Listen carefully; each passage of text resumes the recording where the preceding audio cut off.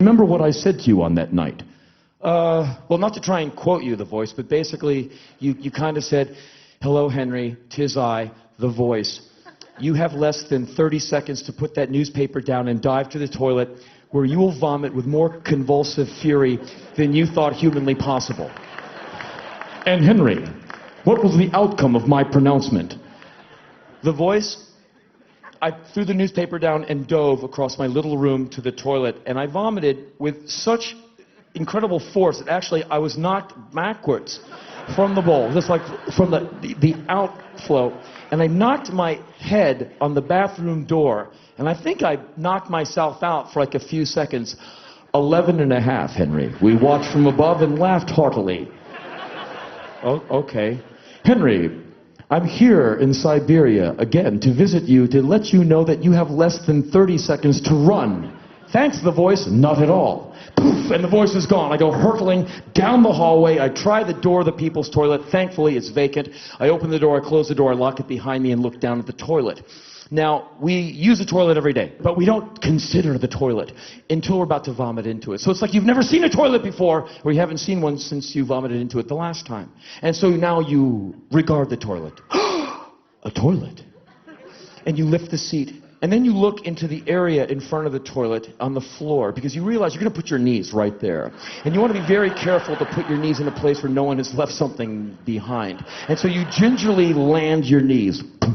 And you look into the rippling water of the toilet to see your face reflected back. And on your worst bad hair or bad face day, you've never looked that bad as your reflection that looks back in the rippling water of the toilet. It's this flat mask of nauseous misery that greets you when you look down, oval-shaped, this like rippling mask of misery and nausea with these two burning eyes. And you go, oh God, this is the worst day of my life. And at that moment, you go into a state of deja vu, where you start to replay the vomits of your past.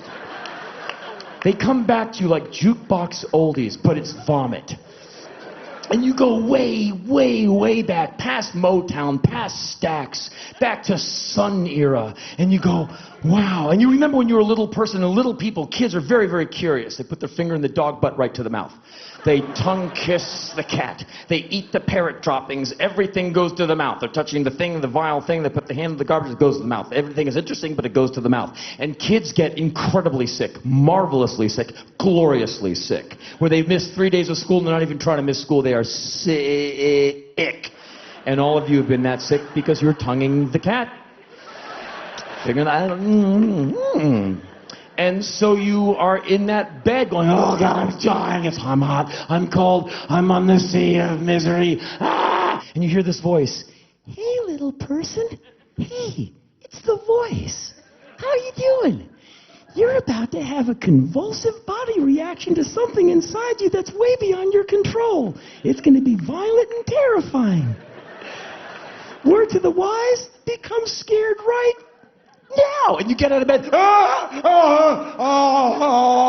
and your mother, she remembers this from chapter 4. She comes running into your room, and she grabs you like the little bundle of joy you are and goes running down the hallway and throws your little head over the toilet, and you put your burning forehead into your mother's hand. Oh God, I'm dying, I don't want to die. Honey, no one's going to die. We just have some bad stuff in us, and we're just going to let the bad stuff come out. So she's stroking your back. Oh God, I'm dying.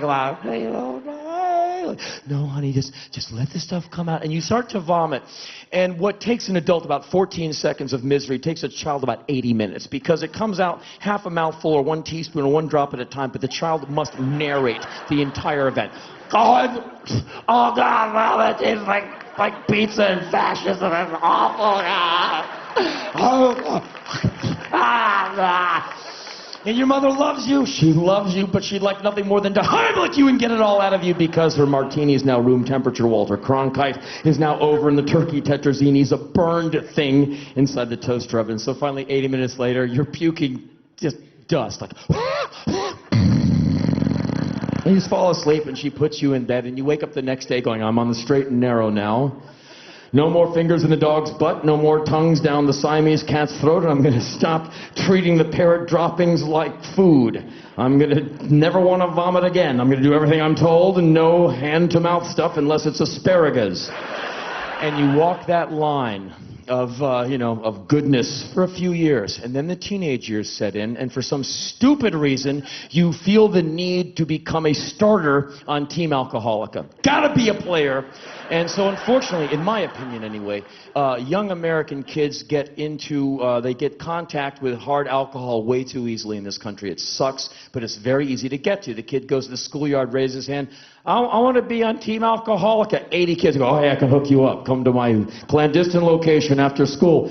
And you follow your friend home to his parents' basement, and your friend has liberated a bottle of alcohol from his parents' stash that the parents don't even know of its absence to this day. Adults give each other really crazy shit, and your parents were given a bottle of this blue liqueur, cough syrup consistency stuff that will peel the paint off a car. It'll strip rust off a U-joint, and it's in a donkey-shaped bottle with a worm and worm excrement floating at the bottom of the belly, and the cap is a sombrero on the donkey's head, and he uncaps the sombrero and pours half a donkey's worth of this blue vanilla blueberry death into a large plastic bongo-sized glass and goes, here. And you go, well, what do I do? You drink it. Like, the whole thing? The whole thing. I just drink it, you just drink it. Oh, okay. And you take your first mouthful of hard alcohol and you go, and your body feels it come down your body, goes, whoa, whoa, whoa, whoa, whoa, you little dumb motherfucker, listen to me. This is the factory installed software. You are now about to have a ground floor opportunity to never do anything this stupid again. Do you feel how your entire body is rebelling against this mouthful of toxic shit that you've just put into your body? This will make you mediocre of aspiration. This will make you put your prom date through the windshield of your car into a fucking light pole. This will make you arrestable. This will make you like your dad, hard-arteried, ignorant, and dead at 52. Do you want to go down that route? Do you feel what your body's saying to you? Are you ever going to do this again? Do you hear me talking to you, son? Yes. Then what are you going to do?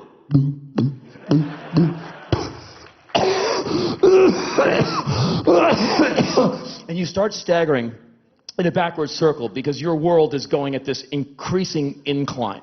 And am I falling? I think I'm falling. No, you're not. No, I'm falling. I'm definitely falling. And every time you come around to see your friend, you have to show out for him.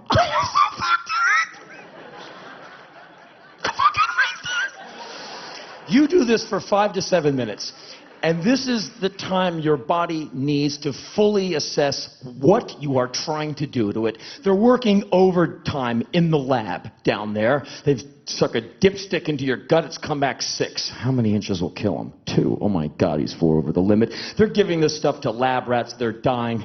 They're like, oh my God, this dumb little motherfucker's trying to kill himself. The factory installed software says we have to live. And so this toxic swill has to leave the body cavity, and it's going to leave right now. And that's when you have your first wide awake, mid-sentence, on your feet, fully conscious projectile vomiting experience.